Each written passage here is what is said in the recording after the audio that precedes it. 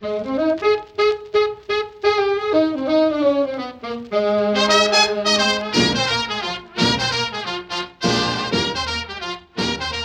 maintenant, direction Facebook. Donc, bonjour à tous. Bonjour Bonjour. à tous ceux Bonjour. qui nous regardent. Aujourd'hui, rencontre avec Franck Berthoud et ses auteurs, Florence Saint-Roch, Sabine de Wulf et Marc Ross, qui doit encore nous rejoindre, qui a quelques problèmes de connexion. Avant de démarrer, eh bien, je voudrais de nouveau faire la dédicace de ce Zoom à Pauline, qui nous a accueillis jusqu'au confinement et qui nous retrouvera le 17 juin à 18h à Nice pour une rencontre, et pas un Zoom cette fois, pour une rencontre consacrée à la revue Vocatif que présentera Monique Martin. Le thème de la soirée sera donc dédié aux portes, portiques, passages, qui est le thème qu'elle avait choisi pour le nouveau numéro de la revue.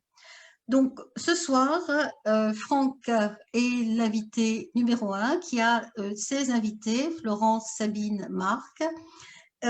Cette rencontre a été préparée sur le site, le nouveau site de Jeudi des mots et sur la page Facebook par un atelier d'écriture qui était intitulé « Tout ce que vous avez toujours voulu dire à un éditeur sans jamais oser l'écrire ». Nous avons fait une belle récolte de courriels, de mails, d'enregistrements vidéo, de communication de chat. Certaines vont être lues ce soir. L'atelier d'écriture, l'atelier de création va être réouvert autour des portes et portiques. Il se clôt aujourd'hui.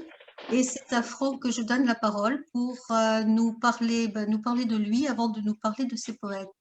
Voilà, Franck Berthoud, que j'ai quand même présenté avant de lui donner la parole pour lui poser les questions.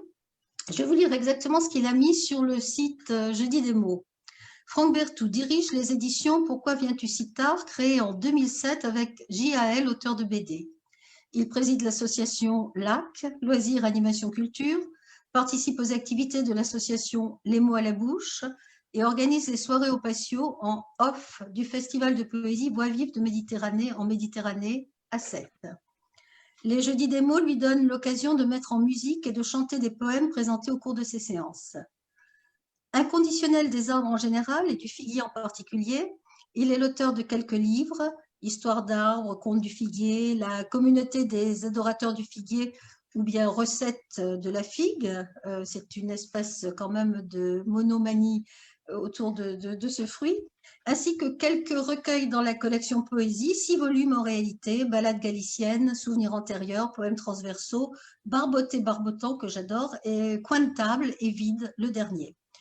Il précise que depuis 1986, il fait partie du célèbre trio aux chansons inénarrables, Les Bourreurs, paroles et un peu de musique et nouvelles chansons. Je dois dire que pour avoir assisté à un spectacle musical de ce groupe inénarrable aussi, on s'amuse beaucoup en leur compagnie, comme on s'amuse aussi en la compagnie de Franck. Alors Franck, vas-y, dis-nous un petit peu comment on en vient à devenir éditeur. Comment dire, ça remonte loin. Comme beaucoup, j'imagine, quand j'étais adolescent, j'écrivais des poèmes, des petites scènes de théâtre, des petits textes. J'ai même écrit comment dire, une théorie mathématique complètement folle. Et je tapais à l'époque, j'allais louer une machine à écrire à Monaco, où j'habitais, et je tapais mes textes à la machine. Et après, je les assemblais dans des recueils faits de papier A4, sous le nom de déjà l'édition Pourquoi viens-tu si tard. Donc, après, bon, le travail, je suis rentré en tant qu'enseignant, donc pendant toutes mes années d'enseignant, j'ai beaucoup travaillé avec mes élèves à la création de journaux. Et puis, voilà, quand j'ai pris ma retraite, donc quand j'ai été mis, comment on dit, hors circuit, je ne sais plus comment on dit, les enseignants. Et j'ai avec un ami, donc un ami de Langue d'Acte, il fait partie aussi du groupe des Bourreurs, on a créé une maison d'édition associative à partir de l'association dont je suis le président à vie, d'une manière démocratique, élu démocratiquement à vie, l'association LAC. Donc, on a créé à l'intérieur une maison d'édition. Et donc, voilà, on a sorti le premier livre, le premier trimestre de ma mise à la porte de l'éducation nationale. Et tout naturellement, j'ai repensé à cette maison d'édition que j'avais imaginée quand j'étais jeune. Et donc, j'ai repris ça. Mais l'idée de faire des livres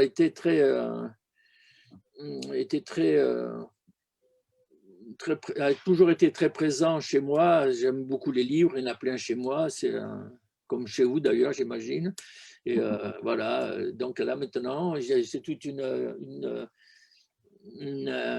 bibliothèque avec ce que j'ai fait. Donc voilà, je suis pas un stakhanoviste du livre, j'en fais pas beaucoup. Au début, j'en faisais 1 ou 2 par an, après 3 ou 4. Maintenant, il m'arrive d'en faire une dizaine, donc je trouve que c'est un peu trop parce que ça me fait beaucoup de travail. Mais quand on reçoit des propositions intéressantes, je ne peux pas ne pas le faire. Alors, tu as vraiment bien choisi le titre de tes éditions. Hein. Pourquoi viens-tu si tard? C'était l'insigne du destin, c'était prémonitoire pour ta vocation, ça. Voilà. Tu peux nous dire comment tu l'avais choisi, ce titre qui intrigue tout le monde, et d'ailleurs qui est souvent confondu avec le titre d'un livre. Je ne sais pas du tout si c'est vrai ce que je vais vous dire, ou si c'est un souvenir que je me suis fabriqué au cours des années. À l'époque, quand j'ai fait ça adolescent, quand j'ai mis cette maison d'édition sur les bouts de papier que je tapais à la machine, il y avait un film qui était sorti qui s'appelait « Pourquoi viens-tu si tard ?» avec Michel Morgan, quelque chose comme ça, avec une chanson chantée par Charles Aznavour. Et c'est sans doute, je l'ai vu ce film, je me souviens l'avoir vu et ça m'avait beaucoup plu, mais peut-être que c'est à cause de ça que j'ai appelé ma maison d'édition. Mais est-ce que c'est la vérité ou est-ce que c'est le souvenir que je me suis fabriqué de ça? Il y avait aussi une chanson du père Duval qui s'appelait « Pourquoi viens-tu si tard ?» qui n'avait rien à voir avec… mais ça, c'est pas à cause de ça. C'est une conjonction des astres. Alors ça, c'est un choix de poète. Et je demandais à Lambert de nous lire l'un de tes textes avant de te redonner la parole en tant qu'éditeur. Lambert, tu peux nous lire, s'il te plaît, Les Toits, extrait d'un des recueils de Franck. Je ne sais plus lequel, je n'ai pas le document sous les yeux, Franck. Les Toits. Accoudé à la balustrade, je songe à ce vers de Robert Desnos. Les toits réclament longuement leur coiffure aux nuages. Dans ce monde où tout n'est que petit calcul, il n'est pas bon d'être trop intense. Hélène passe sa main dans mes cheveux. Suis-je heureux, insouciant? Je pense à mon âme cassée. Ma vie ne me tient pas plus chaud que ce châle écossais. Je suis face au monde et le monde se présente à moi. Commencer par quelque chose et ensuite enlever toute apparence de la réalité, alors il n'y a plus de danger. C'est toi, qui crois au pari de mes doigts. Merci Lambert.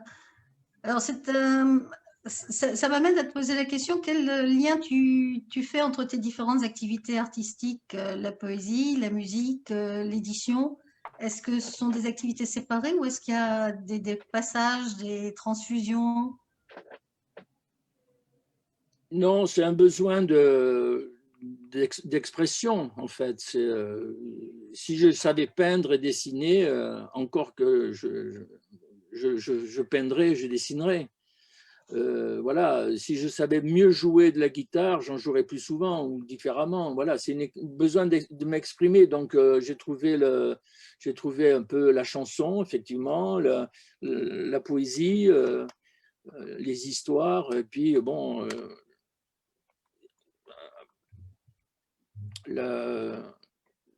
comment on appelle ça, l'édition, ça me permet de rencontrer des gens. C'est quelque chose. J'aurais jamais rencontré Sabine ni Florence si j'avais pas édité des livres, quoi. Hein. Donc c'est quelque chose d'intéressant de pouvoir rencontrer des gens à l'autre bout de la France et même à l'autre bout du monde, puisque j'ai édité un New-Yorkais. Donc, Oui. et c'est le besoin de faire d'abord, de m'exprimer, quoi. Je suis pas très manuel, je bricole pas beaucoup.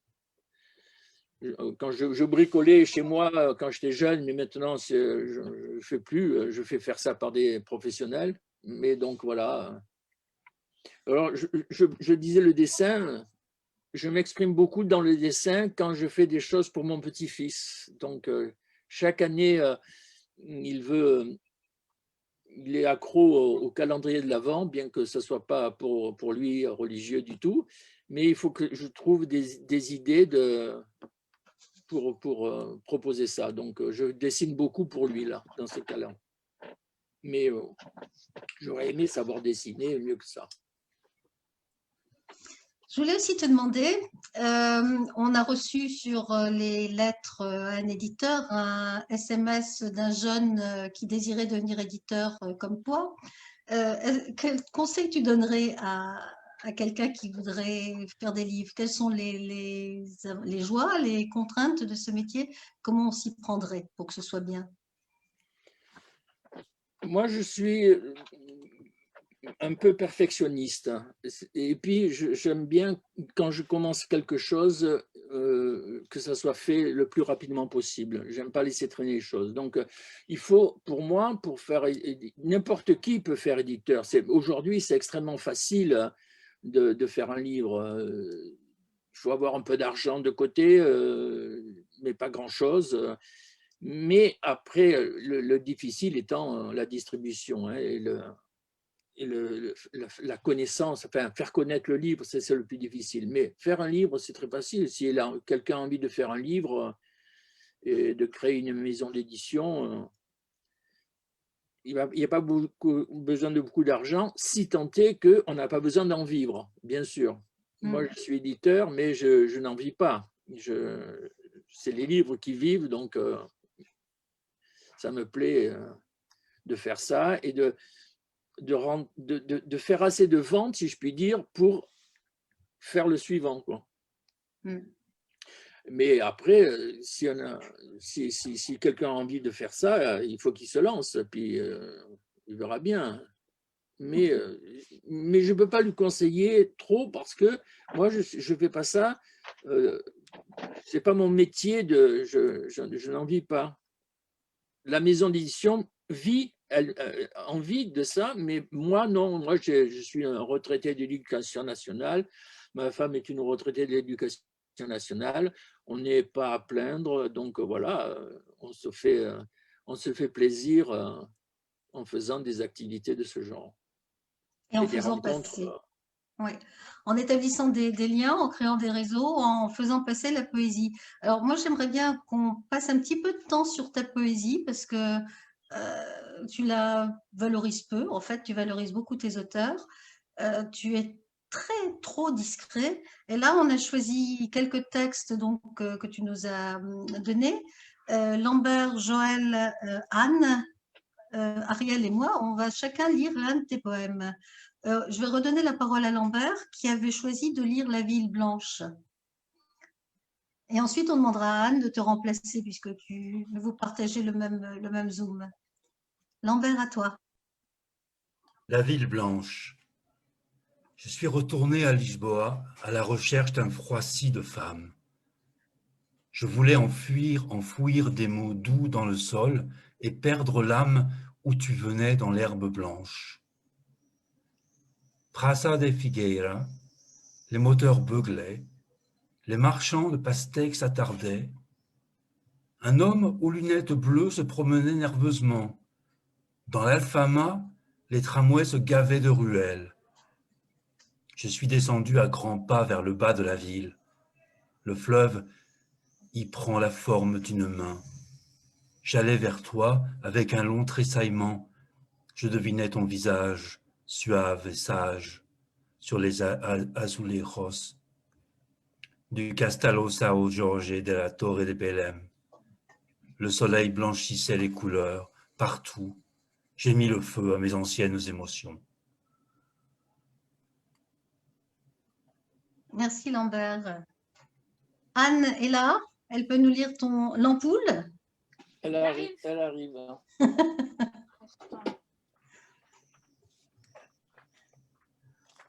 Bonjour Anne. Bonjour. Poème de l'ampoule. Ampoule. Sur l'ampoule, je n'ai rien à dire, mais à bien regarder l'ampoule fait sens.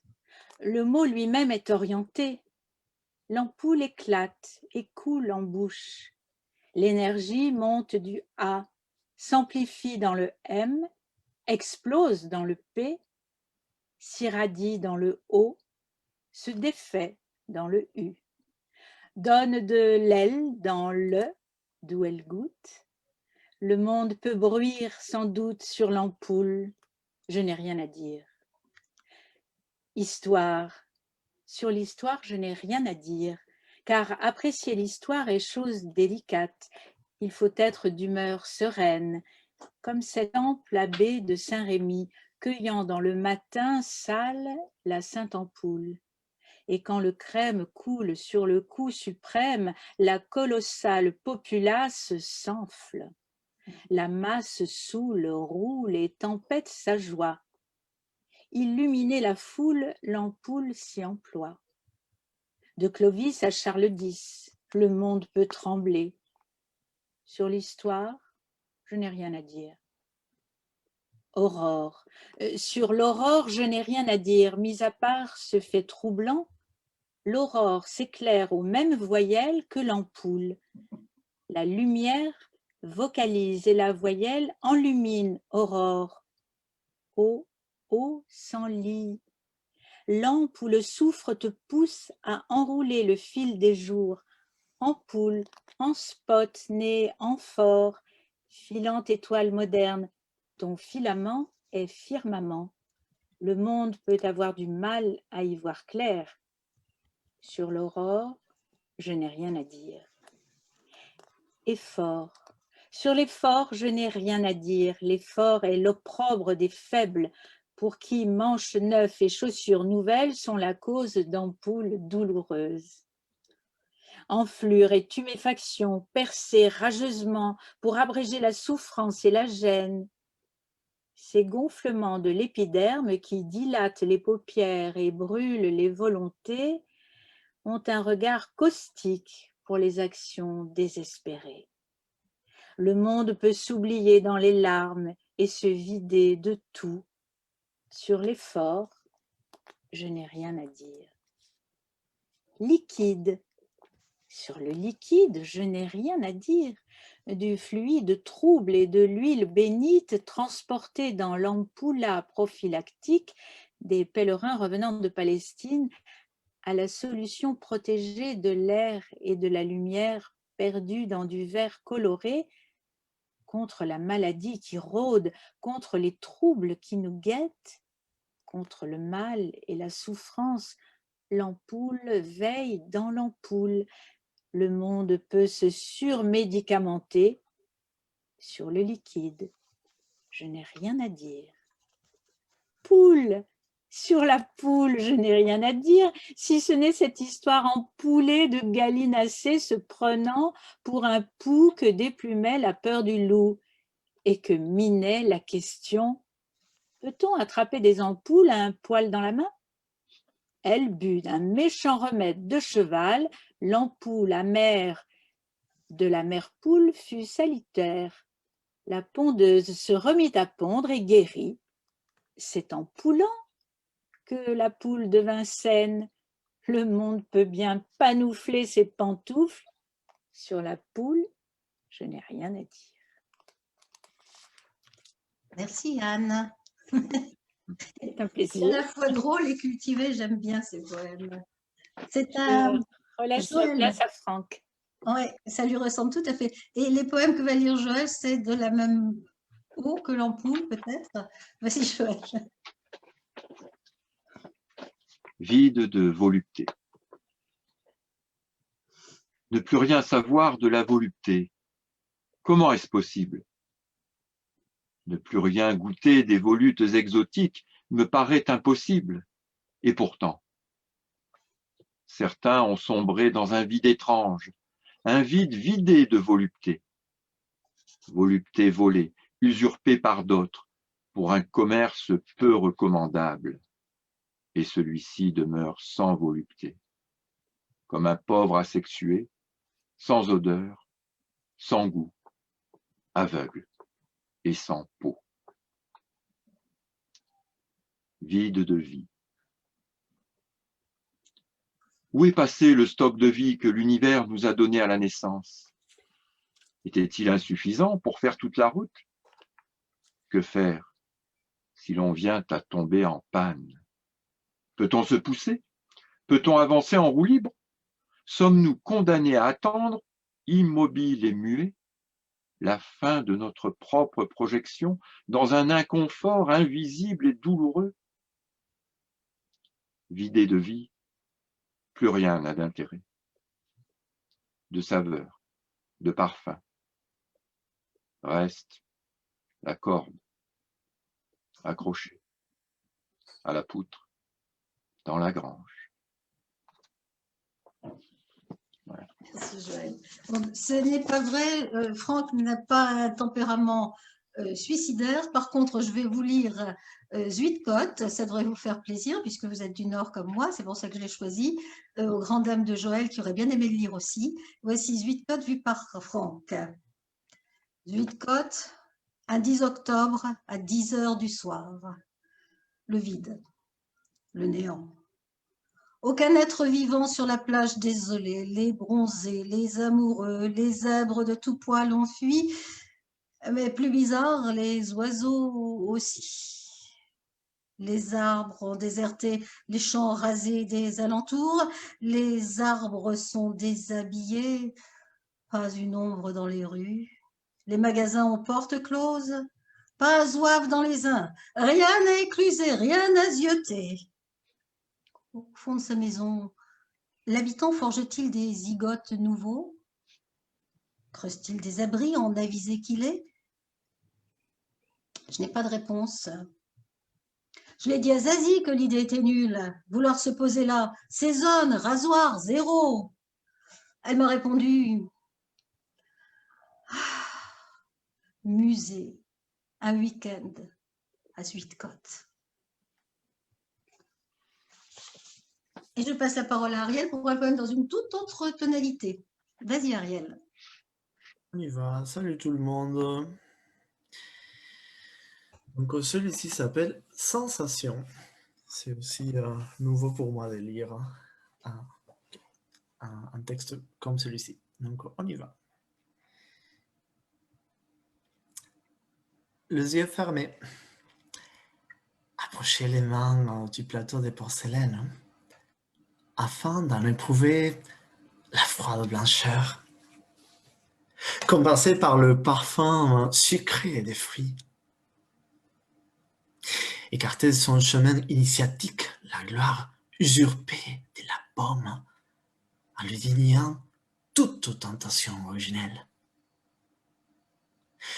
afin d'en retrouver la raison véhémente et végétale, ainsi que les méfaits simples et suaves, rançon d'un état brûlant, pour écouter bruire le fauve faux des fruits écartelés entre nappe et plateau. S'éparpiller dans leur rondeur première, comme une abeille dont les yeux à facettes éteignent un monde éclaté.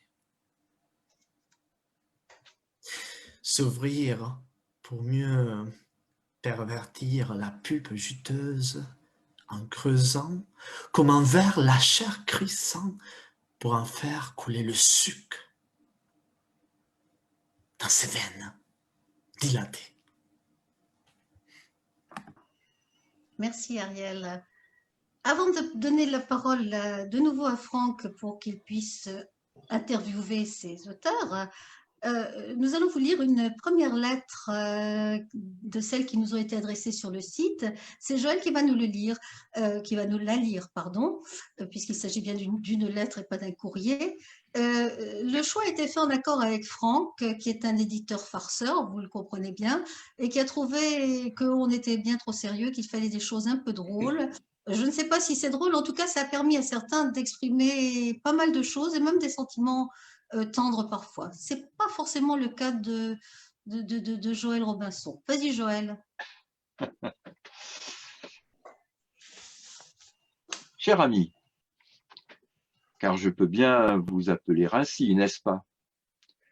Vous êtes le passeur indispensable entre le poète, souvent solitaire et peu enclin à la compagnie des hommes, que je suis. Entre le poète, donc, et le vaste océan de la foule, du public, et de toute cette agitation que j'abhorre, mais ô combien nécessaire pour connaître la célébrité.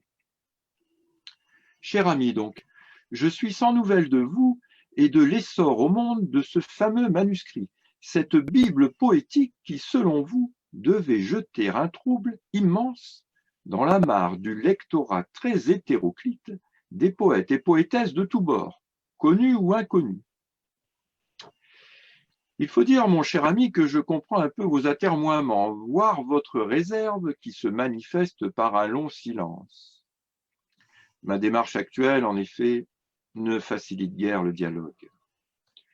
Isolé depuis ma dernière déception amoureuse, une danseuse de cabaret qui avait un peu trop chez moi réveillé les fleurs du mal, isolé donc sur l'île ô combien inhospitalière de Pitcairn, j'ai fait parvenir les dernières retouches demandées du manuscrit par la seule voie postale qui m'est actuellement accessible. Une bonne vieille bouteille à la main, dûment cachetée de cire et confiée avec confiance au courant qui, je le sais, passe très bien entre nous. Bon, disons, l'équivalent d'une lettre verte, pas d'empreinte carbone, par voie maritime, et donc avec un délai d'acheminement qui peut, la formule est belle, je trouve, flirter avec l'infini. Après tout, la chance étant le principal facteur de la célébrité, je ne prends donc guère plus de risques que d'être resté à terre et de m'épuiser à vous assommer de mes relances pathétiques ou d'irriter de demandes incessantes la noria respectable des éditions de tout poil. Du reste, mon très cher ami, je n'attends guère de vos nouvelles.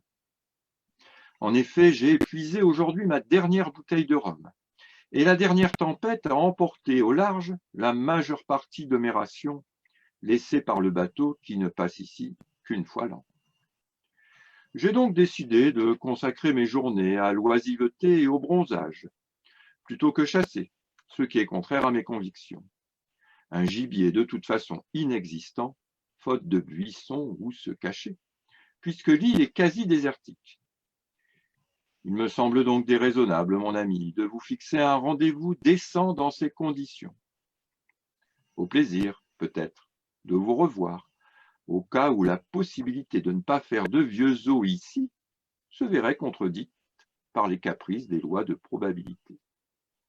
À la revoyure, donc, en chair ou en os, mon bien cher éditeur. Ah, post-Christum. Ah, si d'aventure, les fameuses retouches vous parvenaient.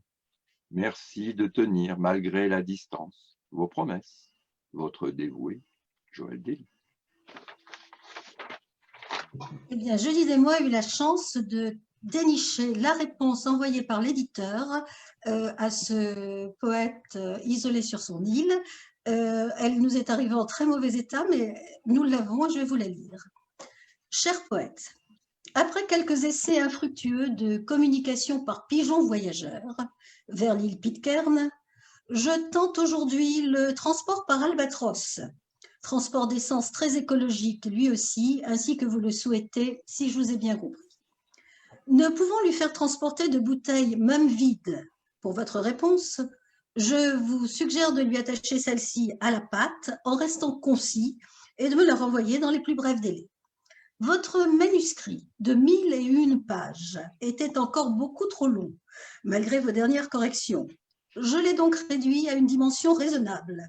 La version définitive figure au dos de ce message. Il reste assez de place pour inscrire votre réponse que je considérerai comme un bon à tirer. Inutile de vous déplacer, je me charge de tout. En fidèle amitié, là je pense avoir déchiffré Daniel de Fou. Voilà, nous ne savons pas si l'auteur a pu de nouveau répondre et s'il a pu toucher les droits d'auteur relatifs à cette œuvre si importante pour tout le monde.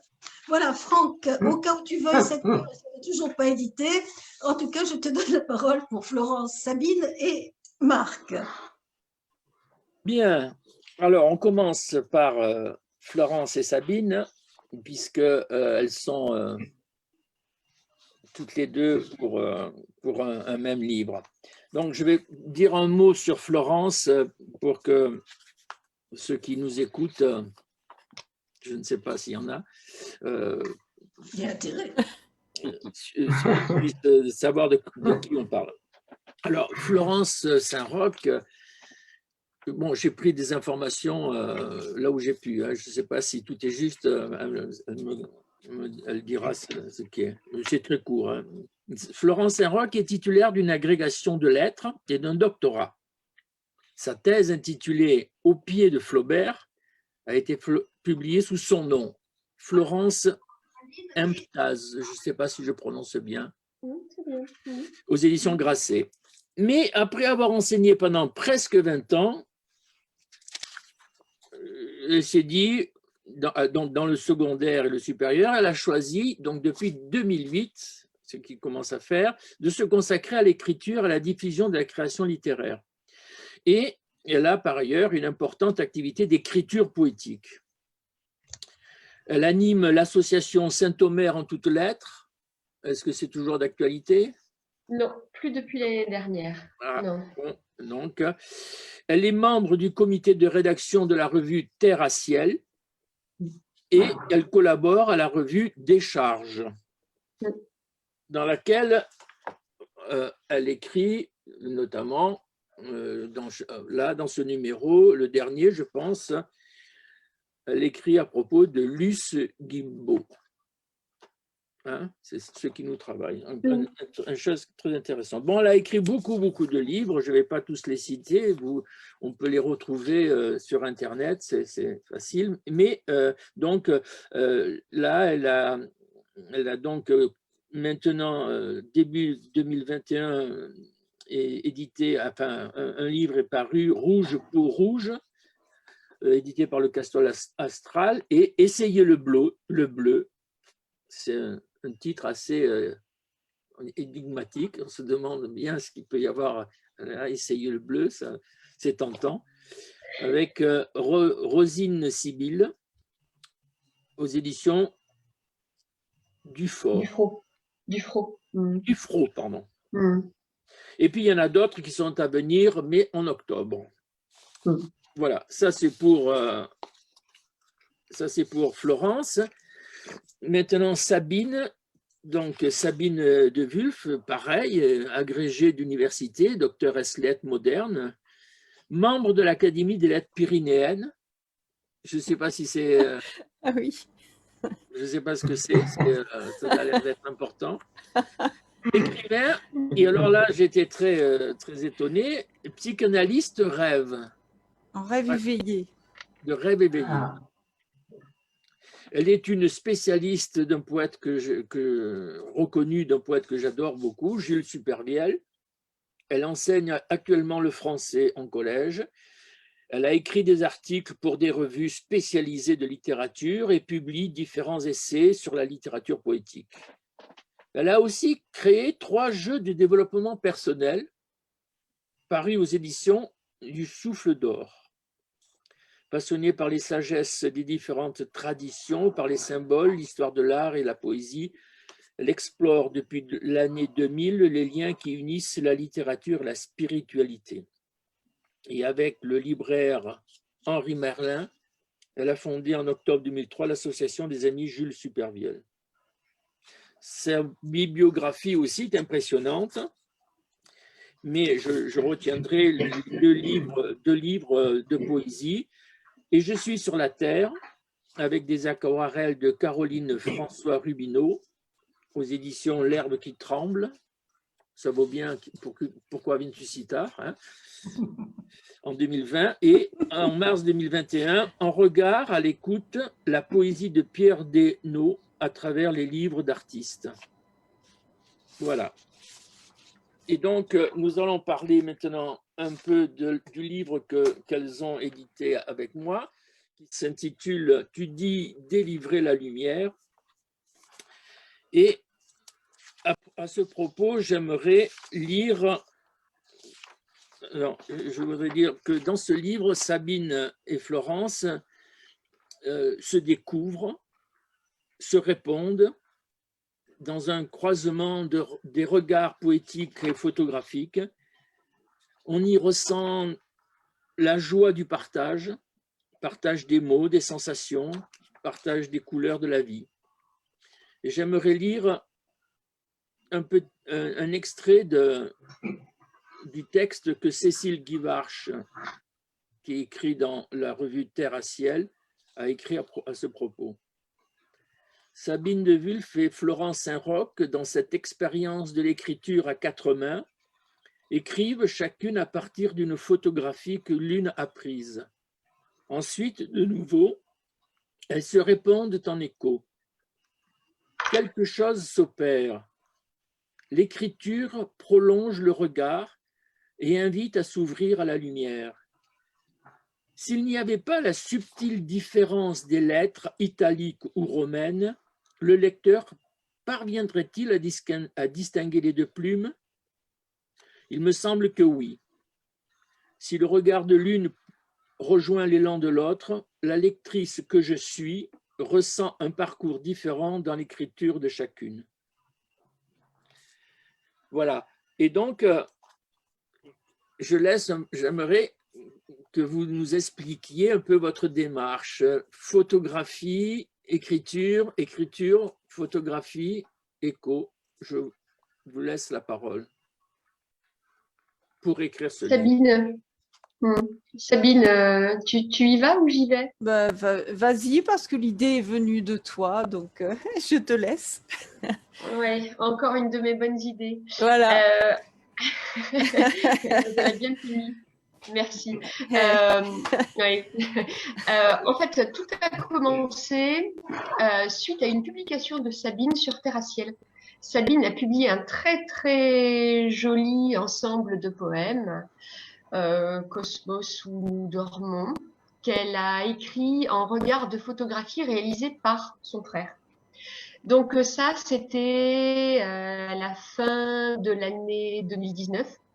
Et il se trouvait que dans le numéro suivant, je publiais quant à moi, toujours sur Terre à Ciel, un extrait d'un recueil, écrit lui aussi en regard de photo, qui s'intitulait « Mes papiers ».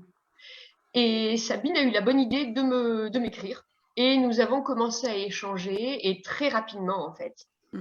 Sachant que toutes les deux, on s'était livrées déjà à cette expérience d'écriture en regard d'un support photographique, et ben on s'est dit, dans ce cas-là, on va le faire à deux.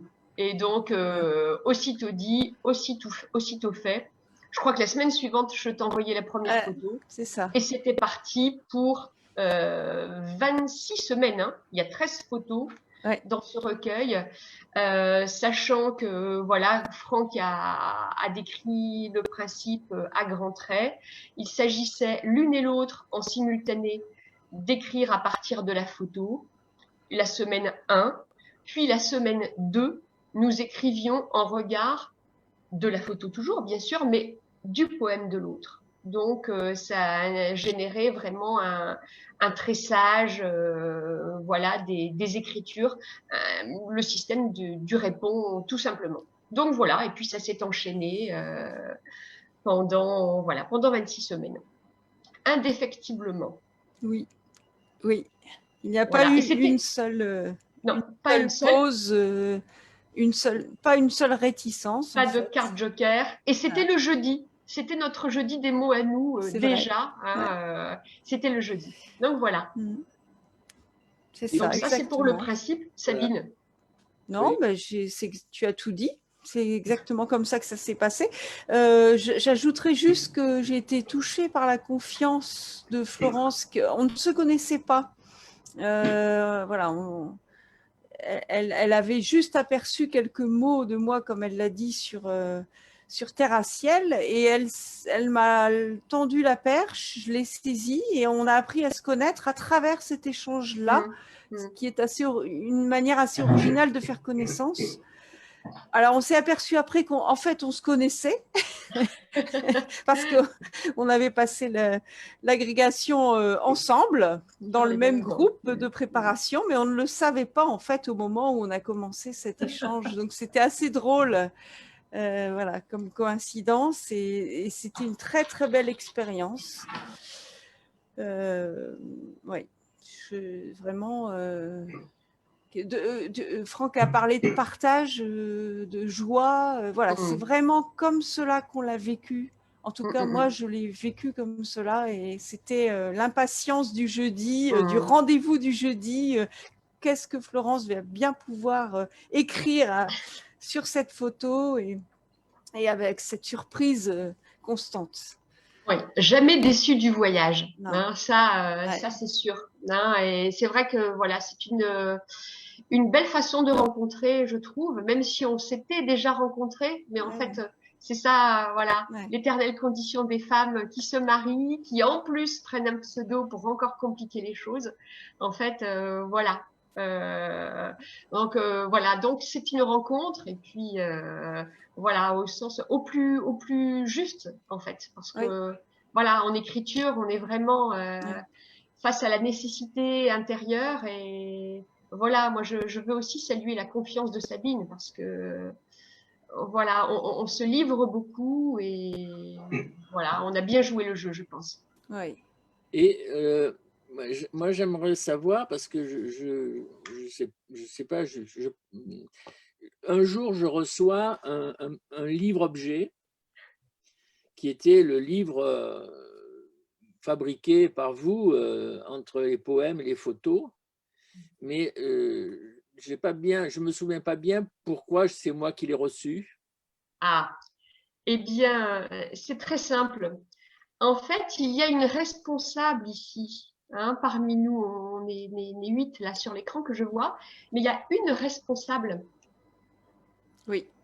Ah, voilà. oui. Il se trouve qu'il y a quelques années, Marilyn m'a envoyé vraiment, j'ai adoré Mémoire vive des replis. Je l'avais d'ailleurs chroniqué sur Décharge à l'époque parce que j'avais envie de faire, voilà, de faire connaître ce très très très beau livre. Et en fait, quand on a initié ce travail avec Sabine, j'avais dans la tête les éditions Pourquoi viens-tu si tard. Là, pour moi, c'était le drame, Franck. Ça aurait été que ce courrier que je vous ai envoyé ne reçoive pas de réponse positive. Ah oui, parce que c'est vrai que Florence en parlait constamment. Oui, donc voilà. Je confirme. Voilà, moi qui suis toujours, je suis une femme, je suis toujours en retard. Donc je trouvais que c'était pour moi, et puis pour nous. Et donc voilà, parce que ce sont de très beaux livres que vous fabriquez, Franck, et avec un très bel espace pour l'image et pour les mots. Donc ça nous allait parfaitement en fait. Donc voilà, on était fait pour se rencontrer. Très bien, ben ça me fait plaisir ce que vous dites là sur la qualité des livres. Ils sont beaux et puis ils sont intéressants aussi. Enfin, intéressants par le contenu. Et donc, vous allez nous lire quelques passages. Oui. Donc, je mets la première photo. Oui, oui, s'il vous plaît, Franck. Je peux partager l'écran, donc aperçu. Voilà. Voilà, donc nous allons lire en fait 2 ensembles de poèmes. Et alors le premier, c'est un extrait de l'ensemble qui s'intitule ça y est, j'ai un trou, c'est avec les souffles. L'appel des souffles. L'appel des souffles, L'appel pardon. des souffles. Oui, et puis le deuxième, c'est Bondir de l'Avent, un extrait de Bondir de l'Avent. Donc là, le premier extrait de l'appel des souffles, donc en fait, on a prévu avec Florence de lire de différentes façons. Et on va commencer par la manière, disons, peut-être la plus naturelle, au sens où le poème que je vais lire, donc c'est moi qui l'ai écrit, et Florence va me répondre avec le poème qui répond au mien. Donc en fait, ça ne suit pas tout à fait l'ordre du livre, enfin en tout cas pas la disposition telle qu'elle s'affiche quand on ouvre la page, mais c'est l'ordre logique. On va commencer par cet ordre-là. On en choisira d'autres ensuite. Je préciserai ou Florence précisera lequel. Alors donc pour celui-ci, l'ogre des bois dévore une tige forgée. L'un par l'autre bruni, le figé, le croissant, le vibrant et le mort par-dessous la verdure. Autour du fer s'est enroulée la chair empoignant son obstacle, de ses fibres patientes pour s'en faire armature, et pouvoir raconter cette fable à nos os, notre peau. Célébrer la forêt, fêter les arbres rouges, telles sont nos lignes de force. On n'en bougera pas. Venus d'on ne sait où, les manises marquent au fer. Durablement creusent leurs trous. Empoignant son obstacle, dis-tu, chacun se crée des écorces, cale épais, renfort fibreux. Pour préserver notre vibration, on la nourrit de sève naissante. En elle s'écrivent des codices nouveaux.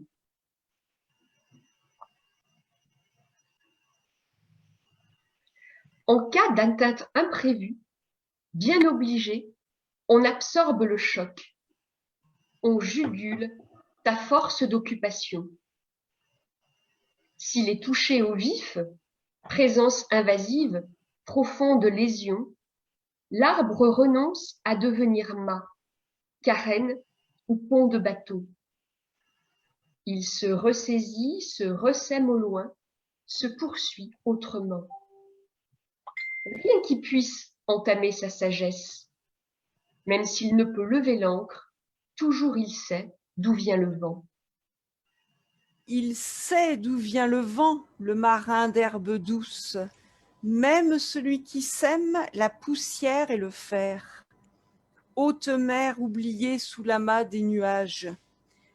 Habité par le souffle, ranimé par la source qu'il n'a pas enterrée, l'arbre accueille, au plus vulnérable de l'âme, sans geste déplacé, l'atteinte imprévisible. Donc voilà pour cette première photographie. Alors la seconde. Alors ici, le protocole va changer un peu, c'est-à-dire que je vais lire les poèmes de Florence et Florence va lire les miens, mais selon le même principe du premier poème et de la réponse. Si nos heures paraissent flottantes, c'est qu'on se dessine au-dedans. Tout s'anime paisiblement, se réfléchit. Partance bleue, patience ondoyante. Quelle destination l'emportera? Faute de pouvoir s'établir, la lumière ricoche, saisit la mer et le ciel dans son roulis éblouissant. Comme nous, les souffles attendent la gouverne, l'insolence fébrile qui commande au vent. Nos souffles puisent à la source qui précède la fièvre. Soutenu par le bond de lumière, tu pousses la question qui t'élève déjà vers la pointe des vagues. Ton corps est le navire. Le silence me berce encore. Je cherche son assise dans la rumeur inquiète, repasse mes contours sur les lignes flottantes. Miroir liquide, une coque repose sur son propre reflet, entre un navire et l'eau du ciel, ancrée au point de convergence. Est-ce un départ ou un retour? Un songe de voyage, la pesée d'un silence. Un bateau rêve d'océan, la mer s'imprègne du berceau. La matière est fluide et la douceur solide. Où tremble la vision, lisons ce que nous sommes.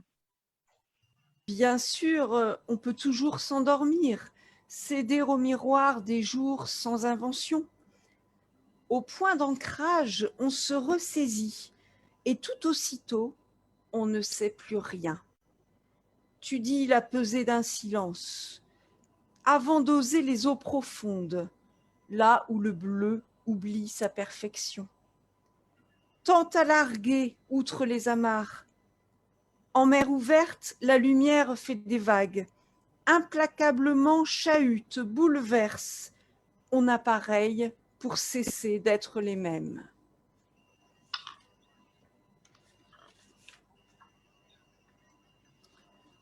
Alors voilà donc la troisième photographie.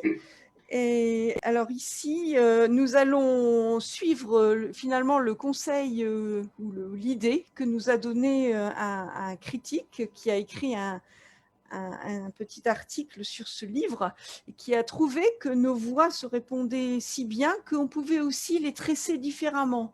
C'est-à-dire qu'on pouvait regrouper par exemple quelques vers de Florence et puis lire quelques-uns des miens et continuer de la sorte sans suivre donc l'ordre qui apparaît sur la page.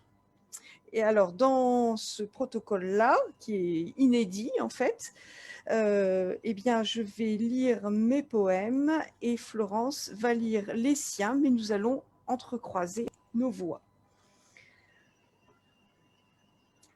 La couleur et lumière. Les calmes trop plats nous immobilisent. Sous abri, nos reposés sont dérisoires. L'enchantement vrai s'opère sous l'arbre. À peine un rayon dans le déploiement vert, étiré par sa soif. Sa fraîcheur puissamment délivre. Respiration feuillue, terminaison verte. Oubliez les ronces, leur bassesse d'épines. Seule importe la lumière. La nôtre est un cri tapi dans la nuque. Des forces claires nous viennent. On comprend l'essor et l'envol jusqu'au chant des oiseaux qui s'élucident. Quel abri pour l'élan agrippé à la peur, nul autre qu'un tronc qui respire, étend ses bras de ciel, ses jambes de racines. On ne jouera plus le coin du bois. Et si les frondaisons libèrent un murmure d'eau, c'est qu'on a atteint la source première. Tu dis la couleur et lumière, au creux des équivalences, les plus subtiles conversions. Ainsi, les feuillages nous éclairent, aurores intimes, rayons verts. Source première au creux des feuilles, libérée par l'écoute. Comment s'en abreuver, tremper nos veines lentes dans ce chuchotement? On se laisse traverser. Nos mains touchent le tronc, des pensées se replient. Nous pesons le réel, en reposant sous l'arbre dont le calme écoute. Nos fibres boivent d'un trait, et quand enfin s'apaisent les soifs, notre nom se reforme, des phrases inconnues s'écrivent, les mots plus denses au départ des sèves. On pourrait délivrer jusqu'au ciel. Alors ici, dans ce qu'on vient de lire, en fait, j'ai lu les poèmes de Florence et Mhm. Florence a lu les miens, mais toujours selon le même principe de tissage. Voilà, et dans le dernier ensemble qu'on va vous lire, là, nous allons revenir à nos voix, hein, nous replonger dans notre consonance de base, n'est-ce pas, Sabine? Tout à fait. Si l'on atteint nos marées basses, pourquoi s'en désoler? On habite d'immenses plages, espaces étangs, devenus vacants. Un horizon d'attente vague. Le jusant amène d'autres couleurs, piquetis rouille, grisailles de sable mouvant, des reliefs curieux, des accidents. On découvre des formes insolites. Au creux de notre désir, tous les déserts appellent. Rien n'arrête le courant. Une flamme s'étue en laissant trace de tourment, comme le tournoiement privé d'étoiles qui devance le ciel. Vers quelle issue le brassage, la spirale des souffles? Nous oublions qu'un seuil embrasse les tumultes. Sous le bouillonnement gît la clarté, oscillante ou brûlante, l'immense à perte de parole. Rien n'arrêtera la course de l'air dont la terre ruisselle, ni l'irruption de couleurs pour la veille de l'œil. Suspendue notre attente, au sable où reste à mesurer le poids du temps qui se rassemble avant de rejaillir. Notre élan apprivoise le rythme des marées. La mer a pris du recul, muettement se prépare à bondir de l'avant. Nos yeux guettent la bascule, scrutent l'horizon. Bientôt, le vent défera les nœuds. Au fléau des balances, un fracas de sabots. Quand le tumulte ébranlera le sable, course débridée, galop écumant, on laissera nos feux, on lèvera le camp. Vers quelle issue demandes-tu? Celle des plus prompts retournements. Donc voilà. J'ajouterais qu'on a lu ce dernier ensemble là dans l'ordre où cela se présente dans le livre, c'est-à-dire comme il y a 2 poèmes sur la même page, donc on a lu celui de gauche puis celui de droite et sur la page suivante de la même façon. Très beau, vraiment. Et les photos sont magnifiques également. Alors ça, celle-ci, c'est l'une de mes préférées. Je trouve, c'est Florence qui l'a prise et je trouve que c'est comme un tableau abstrait. Tout à fait, tout à fait. Maçon, par exemple, ça pourrait. C'est très bien. C'est très beau. Avant de redonner la parole à Franck pour qu'il puisse interviewer Marc, je propose qu'on écoute Lambert qui va nous faire part d'une importante découverte concernant les rapports des auteurs et des éditeurs. Je pense qu'il a l'une des premières traces d'une lettre à un éditeur. Vas-y Lambert, explique-nous tout ça.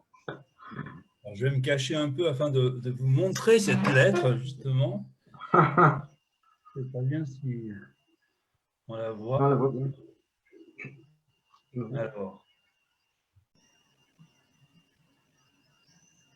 la lettre que nous a confiée Madame Mesrobian nous rappelle que nous possédons la photo d'une gravure rupestre que vous pouvez voir sur l'écran, difficile d'accès, prise par des archéologues sur le site du mont Bégaud, dans la vallée des Merveilles, dans les Alpes-Maritimes.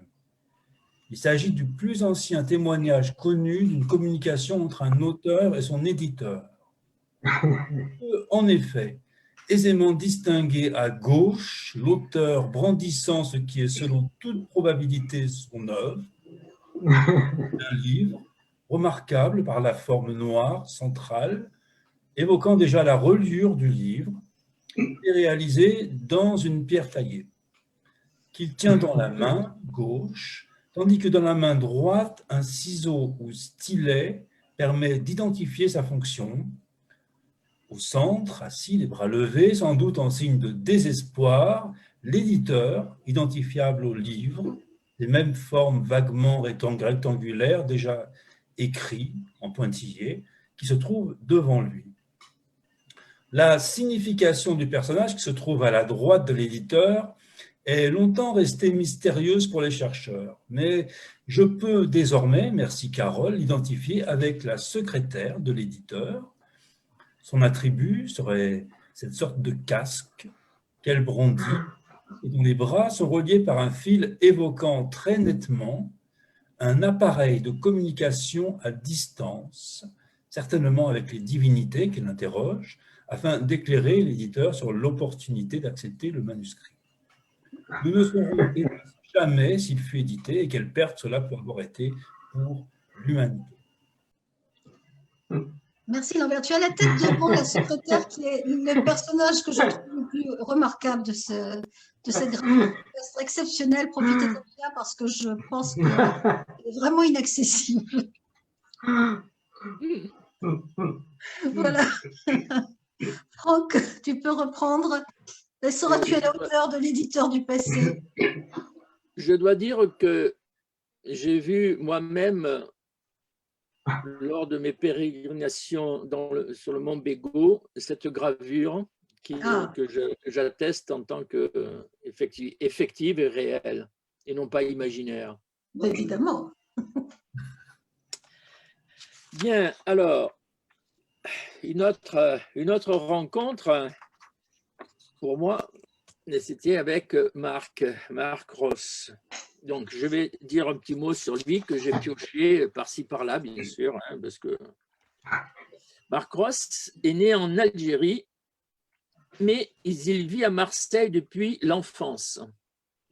Tout entier acquis à la Méditerranée, il aime aller à la rencontre des gens, cheminer au hasard, emprunter des voies différentes pour illuminer le quotidien de passants ordinaires.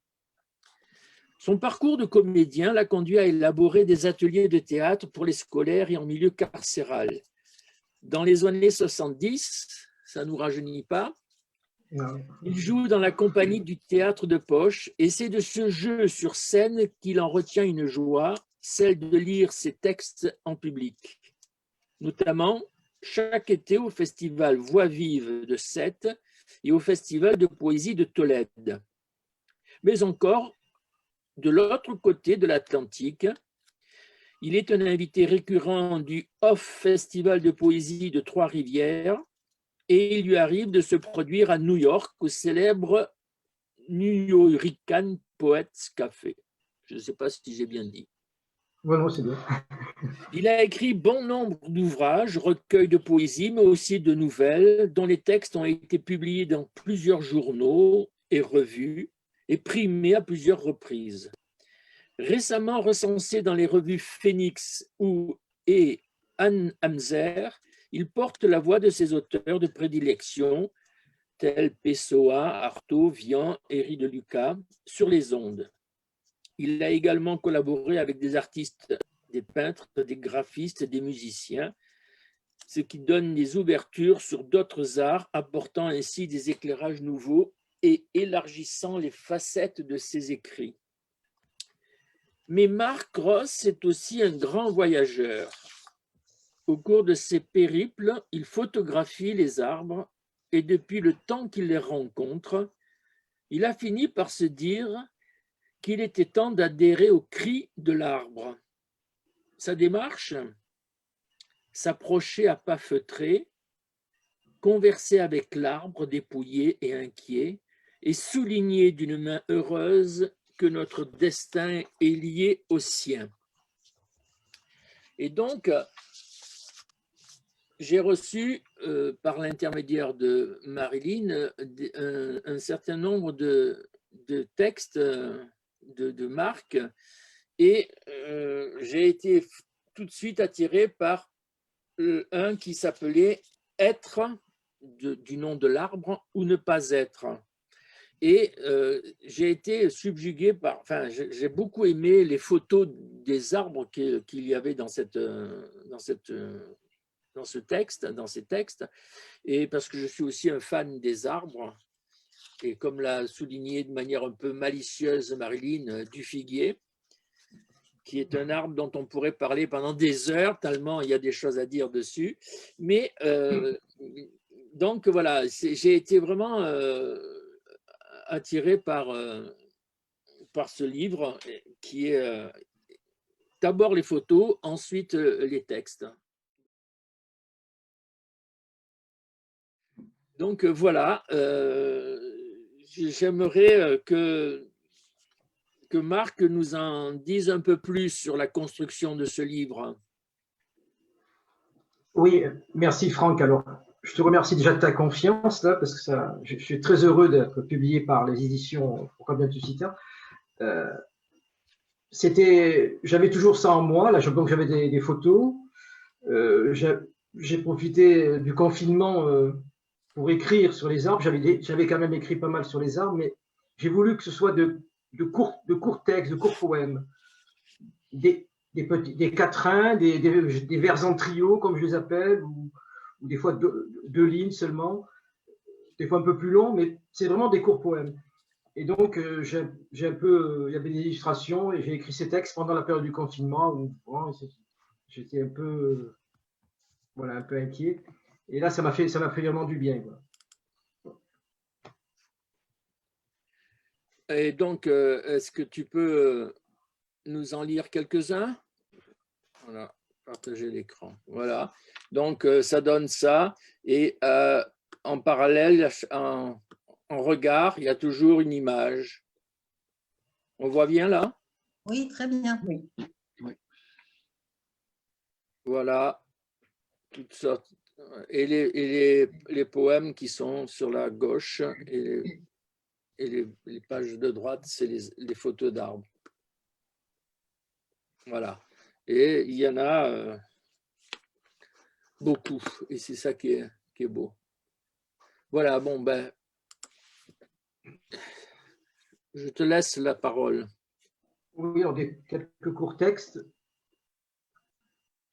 J'irai dans les airs ou dans les profondeurs, partout où les arbres savent parler, les yeux offerts au questionnement.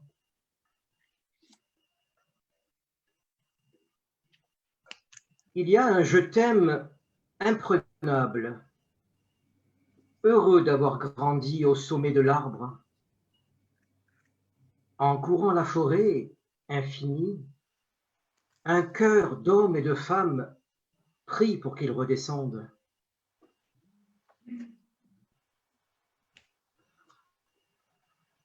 Alors, il y en a qui font allusion, parce qu'il y a toujours quelques engagements. Donc, malgré que je parle des arbres, il y a toujours des petits textes qui parlent des fois de la situation politique dans le monde. Chêne et térébinthe ne demandent qu'à s'entendre en Galilée. Mais la terre est militaire, et le ciel est bien seul à porter la tendresse.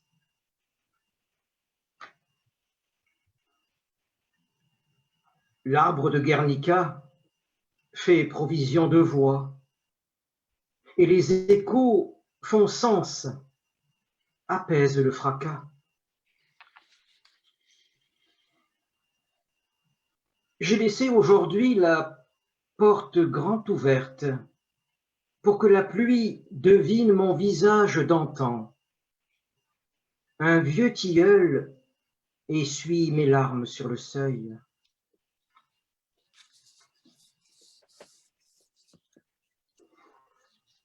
Les ombres retardent les horloges. La lune s'abandonne au sommeil. Personne pour supplier les cieux. Mais regardez, regardez donc, les conifères ne sont plus là.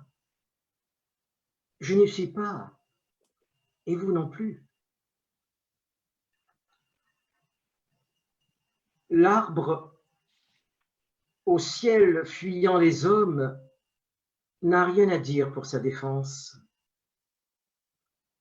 La terre et tous les vents témoins apportent eau à son moulin. Il ne va pas se justifier en plus du peu de souffle qu'il reste au monde.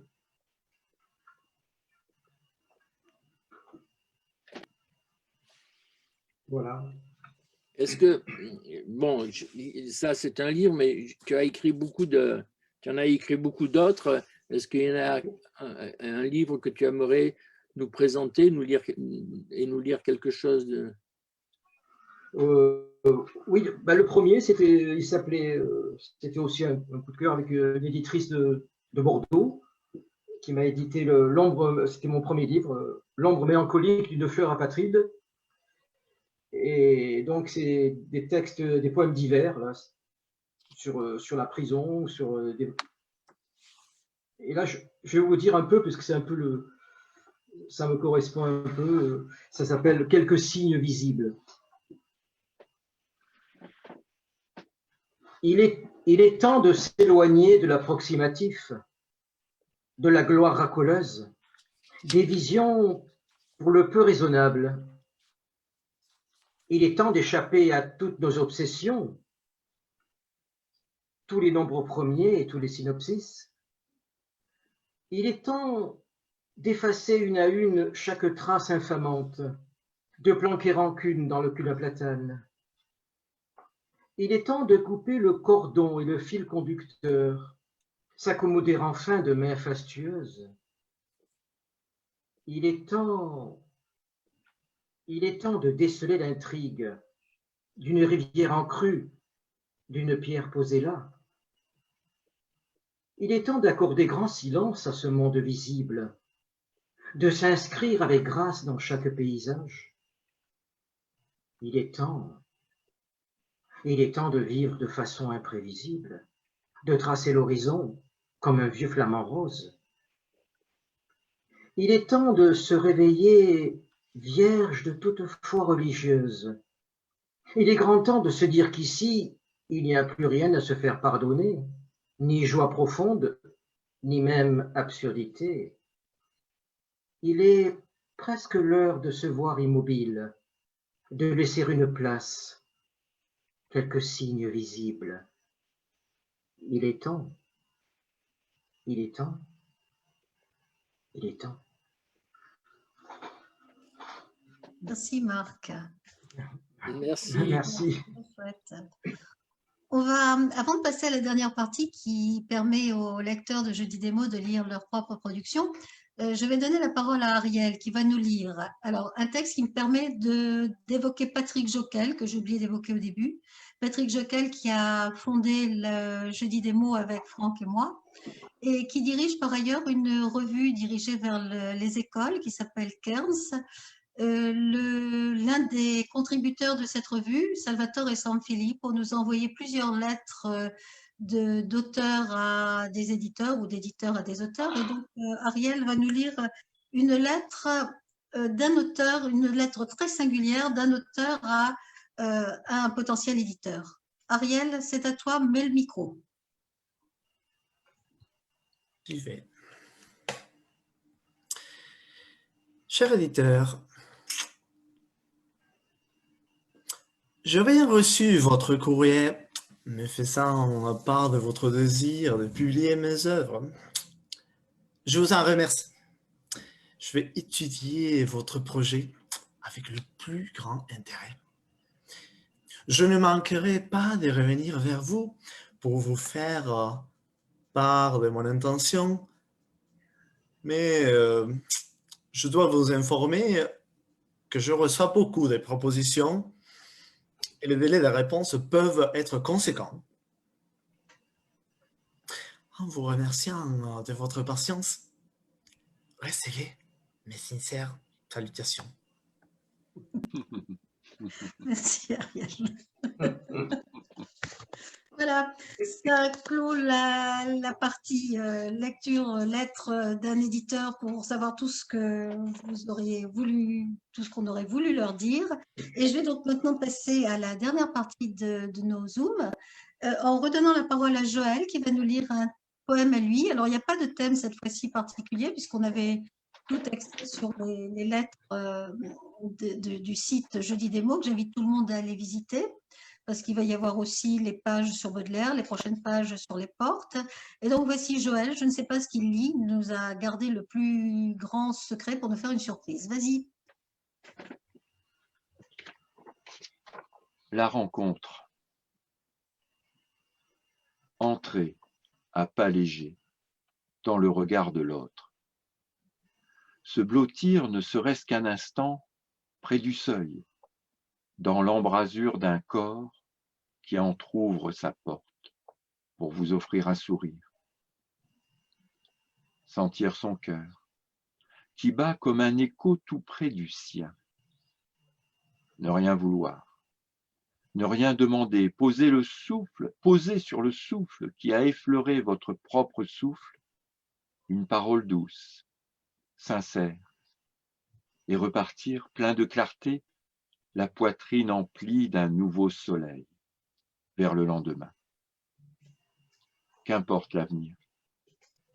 Aujourd'hui, brille de mille feux, et il pleut tout autour de vous, un parfum de bonheur qui voudrait être éternel. Voilà. Merci Joël. Je pense que ça va être dans la tonalité du texte que Lambert va nous offrir, si je connais bien Lambert. Vas-y, à toi. Et la case se marre. Hilar au café bien fort, façon portoricaine, turkmène ou cubaine, la casa se poile, se gratte les pores qui lui collent au bec, puis s'étire, s'en va au trot, faire un galop, tous azimuts. Life in the fast lane, on se croirait dans une ruche à puce mapouche, à Valparaiso. Et la serveuse sait plus à qui faire du gringe, elle casserait bien quelques verres dans le bastringue. Mais la tequila est poivrée, et comme on dit, chinchilla ronchonne, la casa telle toupie billonne, bip bip qu'on la croit immobile, c'est qu'elle a franchi le mur du son. Salsa sans boucanier les oreilles, pire qu'un bande de faucheuses géorgiennes qui se seraient pas enlevé les boules quies. Puis, la nuit s'immobilise. La toupie toupine, et la chouette s'est mise à brailler, le chien a déclamé des solos de Round Midnight. Le coq n'y comprend goutte car il pleut vers le soir, du moins une bruine légère comme une nuit de flanelle. Les grenouilles, elles, se balancent sur deux cordes, vocales. Elles font tout un tintouin, histoire de garder la clé de lutte, et de rechef, en sol, la case gueule. Les moustiques passent encore 2 ou 3 fois, papillons de nuit, style Spitfire, qui dureront pas jusqu'au lever del sol. Le bonnet rivé sur sa tête, la bougresse, un peu pauvresse, s'endort. À vous, les studios. C'est une rencontre quand même d'un autre type. Merci Lambert. Je me demande si Ariel nous a concocté de son côté. Ariel, c'est à toi, mets ton micro et régale-nous.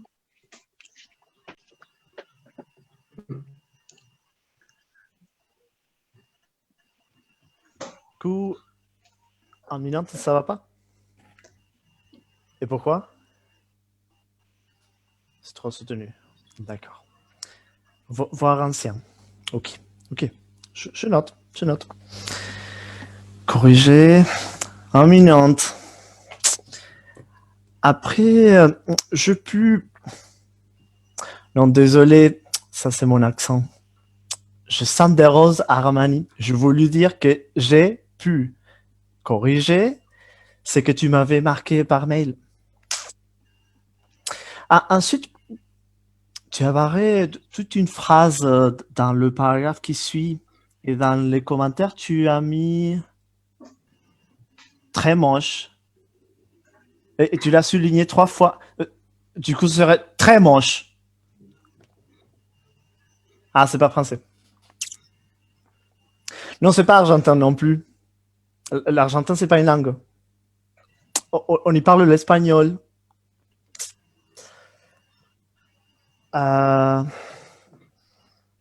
Oriane, tu sais, peut-être on va tout recommencer. Écoute, j'ai quand même une nouvelle version du texte, avec un nouveau titre et tout.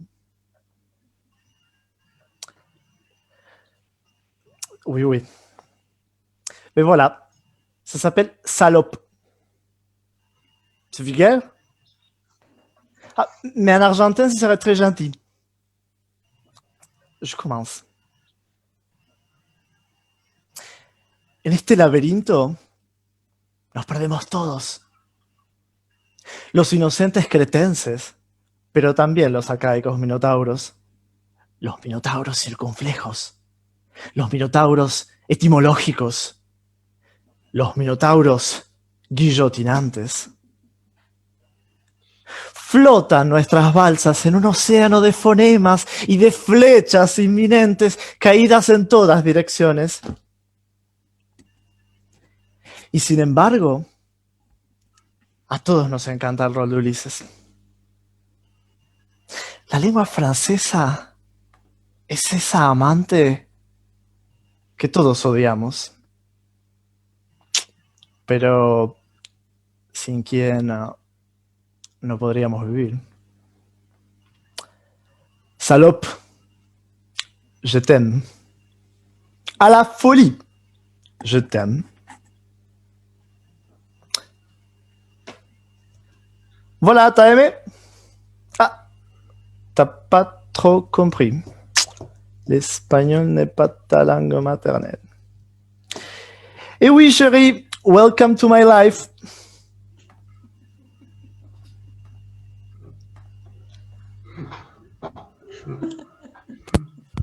Merci Ariel. Je pense qu'on ne peut pas faire mieux pour expliquer les difficultés de vivre, s'exprimer, lire des textes en français quand on n'est pas dans sa langue maternelle. Et tu te débrouilles pourtant très bien dans les deux. On va clore sur ça. Je n'ai pas le courage de vous lire quelque chose de sérieux après.